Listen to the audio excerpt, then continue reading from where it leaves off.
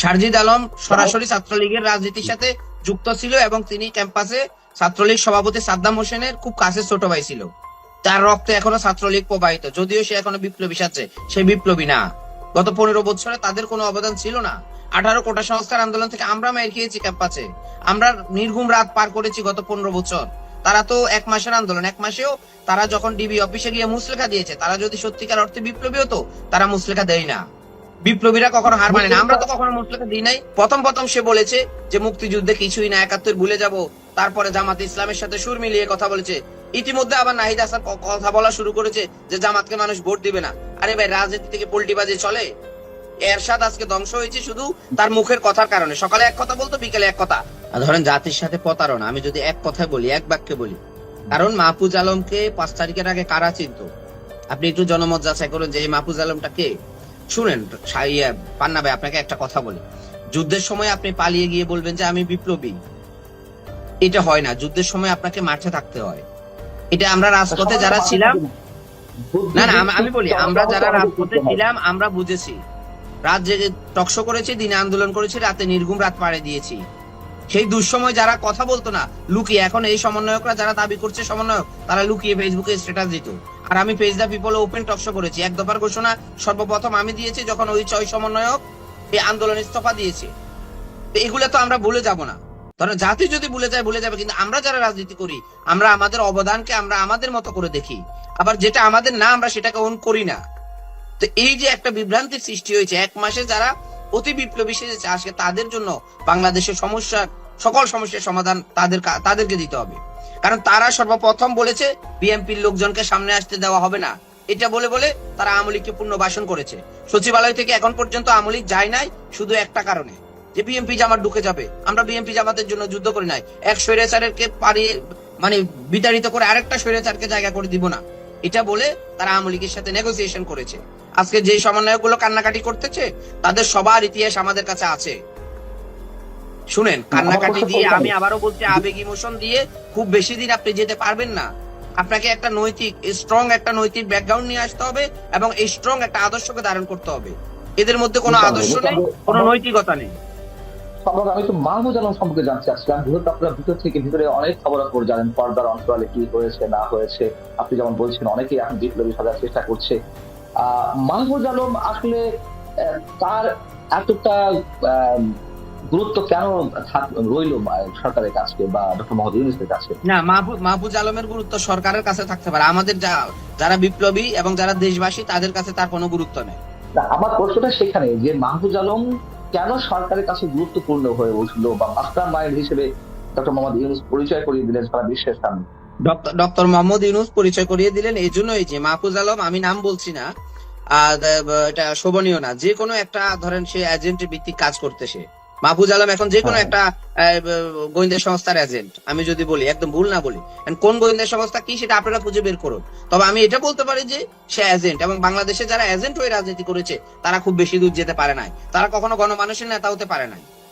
গণমানুষের নেতা হতে হলে আপনাকে স্পষ্টবাদী হতে হবে, আপনাকে মানুষের কাছে যেতে হবে, আপনাকে মানুষের পালস বুঝতে হবে। আপনি আয়নাঘরে বসে এসি রুমে বসে একটা মতামত দিবেন, সেটা জনগণ। মাহফুজ আলম থিওরি দিচ্ছে সেখানে বসে বসে, সে কি ভাই? এই আন্দোলনে সে রাজনীতিতে, বাংলাদেশের রাজনীতিতে এখন পর্যন্ত মাহফুজ আলমের কি ভূমিকা রয়েছে? আমি বলি কোনো ভূমিকাই নাই। এদেরকে ছাত্র থেকে নিয়ে উপদেষ্টাতে নিয়ে ডক্টর মোহাম্মদ ইউনূস জাতির সাথে প্রতারণা করেছে, এটা একটা বেইমানি হয়েছে। এরা যদি রাজনীতি করতো, এখন উপদেষ্টা থেকে পদত্যাগ করে তারা রাজনৈতিক দল করবে, তাহলে আগে থেকে চিন্তা ছিল না? গত 6 মাসে দেশে যখন ভঙ্গুর অবস্থা ছিল তখন তারা মানুষের কাছে যেতে পারে না রাজনৈতিক দল নিয়ে। এখন কেন পদত্যাগ করে যেতে হবে? ওই টাকা পয়সা সেভ করার জন্য? টাকা পয়সা কেউ একবার ইনকাম করলে সেভ করতে পারে না। সাগর ভাই, পান্না ভাই, আপনি যদি একবার বিতর্কিত, এই যে বন্যার টাকা নিয়ে, আমি কখনোই কথাগুলো বলি নাই। বন্যার টাকা নিয়ে সারা বাংলাদেশ থেকে মানুষ এসে টিএসসিতে টাকা দিয়েছে যারা বন্যা কবলিত, তাদেরকে সহযোগিতা করার জন্য। আমি যদি ভুল না বলি, সেই টাকাটা কেন ব্যাংকে রেখে দেওয়া হবে অ্যাকাউন্ট করে, যৌথ অ্যাকাউন্ট করে? এটা জাতির সাথে প্রতারণা না? আপনি মোরালিটিতে কথা বলবেন ভাই। মানুষ দিয়েছে, মানুষ ডুবে মরে যাচ্ছে না খেয়ে, তাদেরকে খাওয়া দেওয়ার জন্য। তারা সেখানে ঢাকা বিশ্ববিদ্যালয় ইজম করে ফেলছে, ঢাকা বিশ্ববিদ্যালয় 1st ইয়ারের ছেলেকে পাঠাচ্ছে ওখানে, সে তো কিছু জানে না। কিন্তু এই আন্দোলনের সমন্বয়কদেরকেও তো পাঠানো হয় না, ঢাকার বাইরের সমন্বয়কদেরকে, তাদেরকেও দেয় না। বলে যে আইডি কার্ড দেখি আপনি কি ঢাকা বিশ্ববিদ্যালয়ের কিনা। তো ভাই দেওয়ার সময় এই কথা বলেন না কেন যে ভাই আপনি কি ঢাকা বিশ্ববিদ্যালয়ের, নাহলে এখানে জমা দিতে পারবেন না। তো এই যে প্রতারণাগুলো কিন্তু তারা করেছে এবং যাতে সেটা ধরে ফেলেছে, এই টাকাগুলো রাখার কথা ছিল না। সর্বপ্রথম বিতর্কিত হয়েছে তারা এই জায়গায়। সম্রাট সম্রাট আমি একটু মাহফুজ আলম সম্পর্কে আরেকটু জানতে চাই। তিনি যদি বিশেষ কোনো এজেন্সির হয়ে কাজ করেই থাকেন, বা তিনি আসলে কাদের পার্সপেক্টিভ সার্ভ করছেন, আমরা তো মনে করি যে বাইরের বিভিন্ন ধরনের শক্তির খেলা বাংলাদেশে এখনো পর্যন্ত রয়েছে, তাহলে কোন শক্তির হয়ে মাহফুজ সেই বিশেষ এজেন্সির পার্সপেক্টিভ সার্ভ করছেন? বিদেশি আপনার কি মনে শক্তি, হয়? বিদেশি যে কোনো একটা শক্তির, সে জনমানুষের শক্তি না, বাংলাদেশের মানুষের পক্ষ নিয়ে কাজ করছে না। আমি একদম স্পষ্ট ভাষায় বলছি। আপনি দেখবেন এই সরকারের পতনের পরে আপনি মাহফুজ আলমকেও দেখবেন, মানুষ কিভাবে মূল্যায়ন করে, তার কিভাবে ব্যাকগ্রাউন্ডটা বেরিয়ে আসে, সবকিছু দেখবেন আপনি। সুতরাং আমি আবারও বলছি, যদি রাজনীতি করতে হয় জনগণকে নিয়ে করতে হবে। এই মাইন্ডেডটা আগে ছাত্র নেতাদেরকে ঠিক করতে হবে, যারা এখন সমন্বয়ক দাবি করছেন, এই আন্দোলনের মাস্টার মাইন্ড দাবি করছেন। আন্দোলনটা হয়েছে তো জনমানুষকে দিয়ে, যে জনমানুষকে নিয়েই আপনারা আন্দোলনটা করুন, রাজনীতিটা করুন। আপনারা আরেকটা জায়গার এজেন্ট হয়ে নিজেকে খুব বড় হিরো ভাববেন, এই দেশের মানুষ এটা পছন্দ করে না। মানুষের পালসটা বুঝে মানুষকে নিয়ে রাজনীতি করতে হবে। অন্য দেশের এজেন্টটা সার্ভ করলে আপনি ওই ধরেন ডক্টর কামাল হোসেনের মতোই থেকে যাবেন সারা জীবন, এক নেতা এক দল। তবে আপনি কি বলতে চাইছেন যে 188 জন কেন্দ্রীয় সমন্বয়ক ছিলেন, আপনি তো নিশ্চয়ই তার মধ্যে একজন, তাই না? না, 188 জন কখনোই কেন্দ্রীয় সমন্বয়ক ছিল না ভাই। আন্দোলনের সময় আচ্ছা। তারা তাদের মতো করে একটা লিস্ট প্রকাশ করে দিয়েছে, আশেপাশে যারা পাইছে বন্ধু বান্ধব লিস্ট। এটা কোনো আন্দোলনের সমন্বয়কের লিস্ট হয় নাই, আমি যদি ভুল না বলি। 58 জন হয়েছে, 58 জনের পরে তারা যতগুলো লিস্ট প্রকাশ করেছে যারা আন্দোলনের সাথে সম্পৃক্ত ছিল, তাদের একজনকে সেই লিস্টে তারা রাখে নাই। তো লিস্ট তো বড় কিছু না। আপনি তো সেই 58 জনের একজন নাকি? আমি তো বলি যে আমি 58 জনের একজন না। আমি ধরেন প্রথম সারি যদি 5 জন ধরেন, 5 জনের একজন। আসিফ, নাহিদ, না, হাসরাত, সার্জিক, তারপরেই আমি। না, আমি এমনি ফর্মালি জিজ্ঞেস করছি, মানে ফর্মালি যে 58 জনের নাম তালিকাভুক্ত ছিল তার মধ্যে তো অবশ্যই ছিল। না না, আমার নাম কখনো তারা তালিকাভুক্ত রাখে নাই। কারণটা কি? কারণটা এই যে বললাম না, যে কারণটা হচ্ছে তারা তো তাদের মতো করে লিস্ট প্রকাশ করেছে। তারা তো শুরু থেকেই একটা কর্নারে মানে ইয়ে করেছে। আমরা যারা লিবারেল আন্দোলন করেছি তাদের কাউকে তারা ওই লিস্টে রাখে নাই। তো তারা আন্দোলনের সময় আবার এই কথাও বল নাই, যখন আমি নিজে স্বেচ্ছায় সমন্বয়ক হয়ে যখন টকশো করছি, যখন এক দফার ঘোষণা দিচ্ছি, তখন বলে না যে ইসমাইল ভাই আমাদের কেউ না। হ্যাঁ, যার যে যেখানে আন্দোলন করছে, ধরেন রাজশাহীতে একজন সমন্বয়ক হয়ে পুরো রাজশাহী নেতৃত্ব দিয়েছে 5 তারিখ পর্যন্ত। 5 তারিখের পরে বলছে যে উনি সমন্বয়ক না। তো এটা তো ভাই আমি কি সমন্বয়ক না? আর সমন্বয়ক তো আমি পরিচয় দিই না। এটা ক্লাস ধরেন ইন্টারের একটা ছেলে নিজেকে যদি সমন্বয়ক পরিচয় দেয়, তো সেই পরিচয় আমি কেন দিব একজন সিনিয়র রাজনীতিবিদ হয়ে? তো এটা হয় না। আমরা বলবো আমরা আন্দোলনের সময় আমরা রাজনীতি করি, আমাদের দায়িত্ব ছিল, আমরা দায়িত্ব নিয়ে আমরা সমন্বয়ক হয়ে এক দফার ঘোষণা দিয়েছি কেন্দ্রীয় সমন্বয়ক হয়ে। কিন্তু তারপরে আমরা এই সমন্বয়ককে পুঁজি করে, এই সমন্বয়ককে বিক্রি করে রাজনৈতিক দল করব, মানে বিভিন্ন ধরনের ফায়দা হাসিল করব, টেন্ডারবাজি করব, চাঁদাবাজি করব, এটা আমরা করি না। যার জন্য আমরা 5 তারিখের পরে সমন্বয়ক পরিচয় দিই না।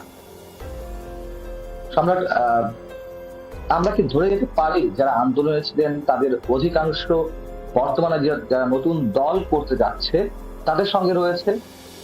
তাদের সাথে ধরেন আন্দোলনের সময় যারা ছিল তাদের আপনি যদি একদম স্পেসিফিকলি ধরেন 5% আছে, আর 95% এই ব্যানারের সাথে নেই। একদম আপনি ধরে ধরে যাচাই করেন। এখন হ্যাঁ, তারাও নতুন করে অনেক লোক নিয়ে আসতে পারে ছাত্রলীগ থেকে, ওই জায়গা থেকে সে জায়গায় নাম দিতে পারে। আরে ভাই, নাম তো আর রাজনীতি না, নাম তো আর আন্দোলন না। আন্দোলনের সময় যারা ছিল তাদের 95% নেই। তারা কমিটিটা প্রকাশ করার পরে আপনি জরিপ করবেন যে তাদের সাথে নেই কেন, সেটাও খুঁজে বের করবেন। যে আন্দোলনটা একসাথে করেছেন, এখন আপনারা 5% সব সুযোগ সুবিধা নিচ্ছেন, বাকি 95% কেন আপনাদের সাথে নাই? তো তারা তো অন্য দলও করে না। আমি আমি সেই জায়গা থেকে প্রশ্ন করি, 95% আন্দোলনকারী তারা যদি একসাথে থাকে, আর 5% যারা এখন সামনের সারিতে, কিংবা সামনের সারি বললে হয়তো বলতে পারে লাইন লাইটে আছেন, কেন তাদেরকে এইভাবে সবকিছু, যদি আপনার কথা অনুযায়ী বলি, সবকিছু তাদের দখলে নিতে দেওয়ার সুযোগ দেওয়া হলো? ভাই, সবকিছু সুযোগ দেওয়া হয়েছে তো সরকার থেকে। সরকার থেকে বিভিন্ন মন্ত্রণালয় গিয়ে যারা 5% এর সাথে আছে তারা গিয়ে বলছে যে এখানে আমরা 2 জন ছাড়া বাংলাদেশের কোনো সমন্বয়ক আসবে না, আসলে আমাদেরকে ফোন দিবেন, এখান থেকে আমাদেরকে 5% দিবেন। তাদের সাথে তো সরকারের সাথে একটা সরকারের সাথে তাদের একটা নেগোসিয়েশন হয়েছে, আমি একদম সাফ কথাই বলি। হ্যাঁ, সরকারের সাথে নেগোসিয়েশনের ভিত্তিতে এই 5% সারা দেশের সরকারি সুযোগ সুবিধা ভোগ করছে, যার কারণে অরিজিনাল সমন্বয়ক যারা, তারা এখন আর কোথাও যায় না, তারা রাজনীতিও করতে চায় না, তারা কোনো টেন্ডারবাজিও করতে চায় না। সরকারের সাথে নেগোসিয়েশনটা কেমন হয়েছে? সরকারের সাথে নেগোসিয়েশন হয়েছে, তারা সরকারের সব সুযোগ সুবিধা নিবে, সরকারকে বলবে যে আপনি এটাকে চেঞ্জ করেন, এটাকে চেঞ্জ করবে, বাকি 95% যদি বলে আপনি এটাকে রাখেন, রাখবে না।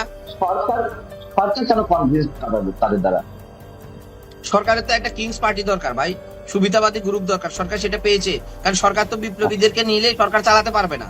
সরকার যে আজকে স্বৈরাচারের দোষরদেরকে নিয়ে আছে, যদি 95% বিপ্লবীদেরকে সাথে থাকতো সরকারের, সরকার তো স্বৈরাচারের দোষ নিয়ে চলতে পারতো না, উপদেষ্টা পরিষদ ফারুকির মতো লোক দিয়ে গঠন করতে পারতো না। তো এই জিনিসগুলো রক্তের সাথে কারা বেইমানি করে? যারা ভিন্ন আদর্শ ধারণ করে, যারা অরিজিনাল রাজপথের সৈনিক, গণতন্ত্রের সৈনিক, তারা কখনো রাজপথের সাথে বেইমানি করে না। এটা আপনি ইতিহাস থেকে দেখতে পারেন। আজকে যারা আছে প্রধান প্রধান জায়গায়, তাদের অতীত ব্যাকগ্রাউন্ড আপনি একটু ঘেটে দেখবেন, তারা আগে কি ছিল, গত 15 বছরে তাদের কি অবদান ছিল। তো সেটাকে তো আপনি ভুলে গেলে চলবে না ভাই। এখন সাদ্দাম হোসেন যদি এসে বৈষম্য বিরোধী ছাত্র আন্দোলনে যোগ দেয়, আপনি যদি বলেন সে আগে ছাত্রলীগ করছে, এখন ভাই সে বৈষম্য বিরোধী নেতা, তাহলে কি হবে? আপনিই বলুন, তো সেটা কি জাতি মেনে নিবে? এই হচ্ছে অবস্থা, বর্তমান বাংলাদেশের এই অবস্থা। জাতীয় নাগরিক কমিটি যাকে তাকে ধরে এনে বলেন যে বিপ্লবী, আরে ভাই তাকে তো মানুষ চিনেই না। আপনি কমিটিতে নাম দিয়েছেন বিদায় তাকে চিনে, তার আগে তো কেউ তাকে চিনতো না। তো এই ধরনের জাতির সাথে মশকরা ছেড়ে দিতে হবে। মানে জাতীয় নাগরিক কমিটি যাকেই ঢুকাচ্ছে সেই বিপ্লবী হয়ে যাচ্ছে, বৈষম্য বিরোধী আন্দোলনে যারই নাম দিচ্ছে সেই বিপ্লবী। এই ধরনের দাপ্পাবাজি আমি মনে করি জাতির সাথে করা উচিত হচ্ছে না। আপনারা প্রকাশ করা উচিত ছিল যে এরা আমাদের দলে নতুন করে যোগ দিচ্ছে, নতুনটা নতুন আন্দোলনকারী।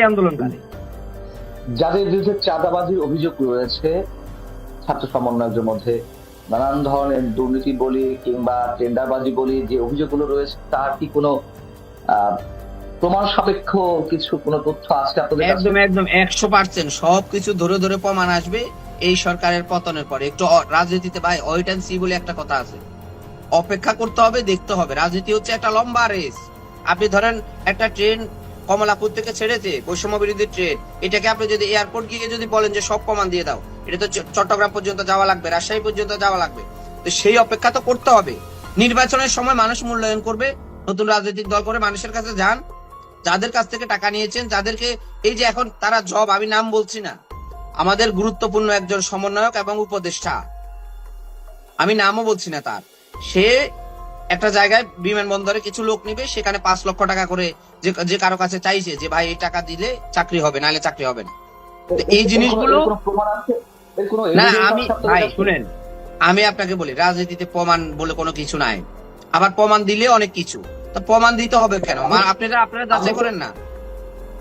আপনাদেরকে আমি যাচাই করার খোরাকটা দিয়েছি, আপনারা যাচাই করে দেখুন আমি যে কথাগুলো বলছি সেটা ভুল কিনা। আপনি দায়িত্ব নিয়ে এই চ্যালেঞ্জটি গ্রহণ করবেন কিনা? আমরা তো আসলে এই মুহূর্তে রাজনীতি নিয়ে কথা বলছি না, এই মুহূর্তে দুর্নীতি নিয়ে কথা বলছি। যাদের বিরুদ্ধে চাঁদাবাজি বা টেন্ডারবাজি অভিযোগ রয়েছে তা সেই প্রশান্ত আমি দায়িত্ব নিয়ে বলবো না, তবে আপনারা সাংবাদিকতা করেন, আমি আপনাদেরকে আপনাদের চিন্তার খোরাক দিয়েছি, আপনাদের এই ধরেন ডাটা কালেকশন করার একটা খোরাক দিয়েছি যে এটা হচ্ছে। এখন আমি দায়িত্ব নিয়ে বলবো না যে উনি করছে।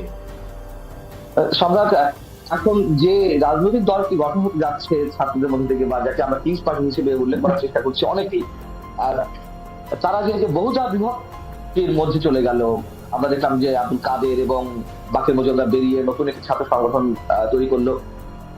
হয়তো এরকম আশঙ্কা আরো অনেক দিক থেকে রয়েছে, আরো ভাঙন হয়তো আসবে। কেন এই ভাঙন গুলো, কেন তারা নিজেরা এক থাকতে পারছে না? আদর্শ নাই, যারা আছে। এক নম্বরে হচ্ছে আদর্শ নেই, যার জন্য তারা এক থাকতে পারছে না। 2 নাম্বারই হচ্ছে এদের মতো অনেক সুবিধাবাদী লোক কখনো একসাথে চলতে পারে না, এটা হচ্ছে 2 নাম্বার পয়েন্ট। 3 নাম্বার পয়েন্ট হচ্ছে তাদের মধ্যে কোনো মানে মতাদর্শের মিল নেই, তারা বিভিন্ন মতাদর্শ থেকে এসে একসাথে হয়েছে। এই 3টা কারণে সুতরাং তাদের একটা আদর্শ ধারণ করতে হবে আপনাকে। তো সে আদর্শ তো সবাই ধারণ করবে না, এখানে বিভিন্ন মতাদর্শের লোকজন ভাই। তা আপনি একটা আদর্শ ঠিক করে আপনাকে রাজনৈতিক দল করতে হবে। তো সে আদর্শ ঠিক না করে জুলাই আগস্টকে বিক্রি করে যদি রাজনৈতিক দল করেন, সেটা দেখবেন 2 দিন পরে ভেঙে যাবে, সেই দলের কোনো কিছুই হবে না, জাতি কোনো কিছু পাবে না।